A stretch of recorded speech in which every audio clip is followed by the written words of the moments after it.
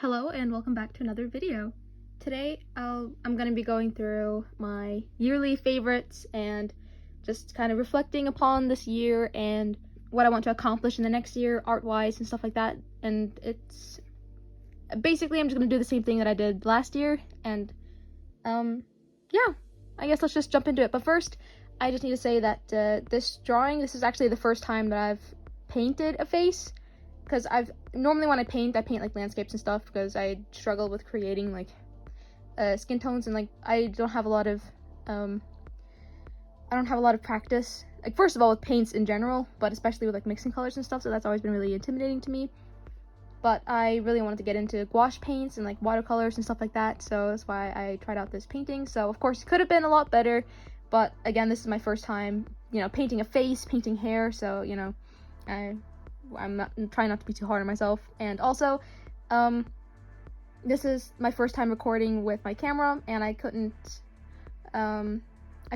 record it from like above like I've been normally doing. So this is kind of like a little trial run with my new camera. I hope that you guys can see what's going on. And also, I struggled so much with sending the videos from my camera over to my phone, and I had like 4 different like snips that I wanted to send over, and one of them to send over one took pretty much 2 hours at a time for some reason, and then there was one that just wouldn't send over like every time I tried, and I tried 3 different times, so 6 hours altogether, and each time it would tell me that I didn't have enough memory space, which I don't understand because I did. So yeah, I gave up. That was almost my villain origin story. I was about to tear the world down, so I'm just gonna leave it at that. So there is a little chunk missing in this video, unless I somehow find a way to get the video, but I am not holding out a lot of hope. So it's probably a little chunk missing, but whatever. Anyway, let's continue. I'd like to start off with my 2021 favorites, and I'm just gonna start off with my books, because I actually really got into reading this year. I mean, I really got into it last year, but it was this year that I like really got into it. Especially fantasy books, because last year was pretty much just like Stephen King and stuff like that. But I read a lot of fantasy books. I read the Harry Potter books 1 through 4, and then I started on the 5th one, and then I got kind of sick of Harry Potter, so I wanted to take a break with something else. So a friend of mine that also reads a lot of fantasy books, she recommended Throne of Glass, and that is the series that I've been working on this since September, I guess. There's 8 books, including the prologue, and I am now on the 7th book. Yeah, somewhere between 100 and 200 pages into that, so I'm not completely done, but I'm almost there.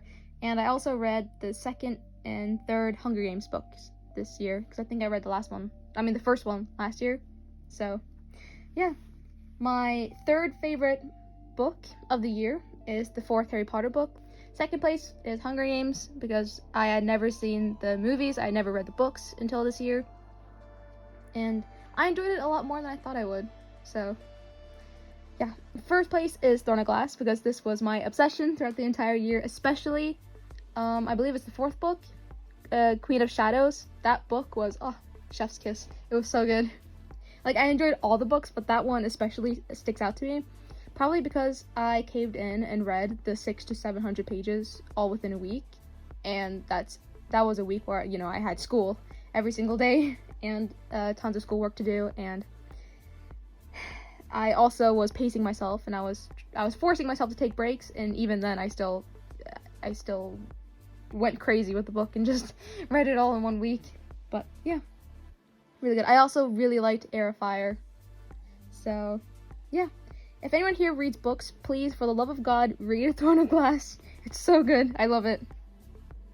Sorry, I'm trying not to talk so fast, but I'm kind of losing control here. Anyway, moving on to movies / shows / anime, everything that you can watch. I have a few honorable mentions, and that is The Promised Neverland, Love is War, and Moriarty the Patriot. 3rd place, I will give to Jujutsu Kaisen. I absolutely loved it, and I'm actually planning on rewatching it soon so I can read the manga. 2nd place is Arcane. I enjoyed that so much more than I thought I would, and I really hope that we're going to get a season 2 soon. And 1st place, if there's anything that you guys should take from this video, It's two things. It's the Throne of Glass books, and it's my #1 anime of the year, and that is Link Click. So good, but I never hear anyone talk about it. It's beyond me. I don't know why people, I don't know if people just haven't heard of it or what, but this was an actual masterpiece. I would go as far as to say that this is one of the top anime ever. I don't care what anyone says, it's one of the top ever. You have to just, seriously, it's only 12 episodes, that's all it is. But those 12 episodes changed my life, and I loved it so much. Everything was good. Loved the characters, loved the plot, loved the storytelling. I loved the soundtrack, the opening, the animation, the art. Oh, everything was just, it was perfect. I can't stress it enough. Please, if you watch anime, watch Link Click, please. And moving on to games, I really only played mobile games this year. I never really got into anything else. And when I did play other games, it's games that I've, played before. I didn't really get into anything new. But, I did get one game for Christmas, and that was Pokemon Brilliant Diamond. I believe that's what it's called. And I've been playing that ever since, so, that's pretty much the only new game I've played this year. And, yeah. Oh, I did start Final Fantasy VII, but for some reason, I procrastinate, PlayStation games. I like playing on my Switch, so I haven't actually come that far, but I was playing that this year, and I should probably finish it soon. For third place, I have Genshin Impact. Again, this is something I played last year, but I played it so much this year that I think it should be on the list anyway. Second place, I have Tears of Themis. It's a mobile game. It's also by MiHoYo, the creators of Genshin Impact. And first place is Obey Me. I don't care what anyone says. I think it's so fun. Super entertaining for me. But yeah, there's not really anything else to say about that. I completely understand if you're not into games like that, but yeah, that's been my obsession since summer, and ever since I started playing it. I can't remember when, but it was like June or July sometime. I've played it every single day since then, so going strong. And here is a category that I did not have last year, but I kind of wish I did. I just didn't think of it. Characters. My top characters of the year. Oh, I also wanted I probably should have mentioned this, but my 2021 favorites is not just what I enjoyed most this year, it's also what impacted me the most. What, like, when I think of this year, these are the things that I think of. I feel like that's kind of self-explanatory, but I just had to get that out there. Anyway, characters. Some honorable mentions are Irene Adler from Moriarty the Patriot. Moriarty the Patriot, like, I enjoyed all of it, but it got so much better once she was introduced. Like, oh man, I love her so much. Anyway, and then I have Jinx and Vi, both from Arcane. They almost made the top 3, but these characters just impacted me a little bit more. So third place, I have Crollo from Hunter x Hunter. I started Hunter x Hunter last year, but I can't remember if I started to love Crollo last year or this year, because I was watching it through, or how do I explain this? I think I started watching Hunter x Hunter in like November or December, so I was still watching it going into the new year, so I was watching it, this January. So I don't know how far into Hunter x Hunter I was. I don't know if Crollo was even introduced yet. I don't know, because I kind of needed to warm up to him. I wasn't the hugest fan all at first. I actually kind of made fun of him because I thought he looked like Eren from Attack on Titan. But he grew on me, and he actually became one of my top characters ever. So I'm just gonna keep him. I'm just gonna keep him on this list. Second place, I have Mammon from Obey Me, because Obey Me was a big part of this year for me, and Mammon is best boy. And first place, the character that literally everyone around me has heard about, and I think a part of them dies every time they hear this name now, because they think about me going on and on and on about this character. And that is Dorian from Throne of Glass.